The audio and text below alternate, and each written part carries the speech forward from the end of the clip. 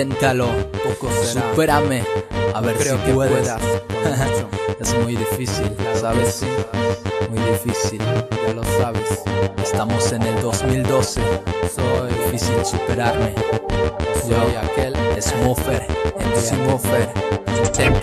Escritos, veredictos, adictos, invicto, dicto verdades. Hago rap sin necesidades, es decir, es mi pasión. El rap es la visión de la explosión, de la erupción del hip hop. Y esta es mi pasión, por la que escribo, dicto, nocivo, cautivo, cultivo, cultura pura, dura, escritura de altura.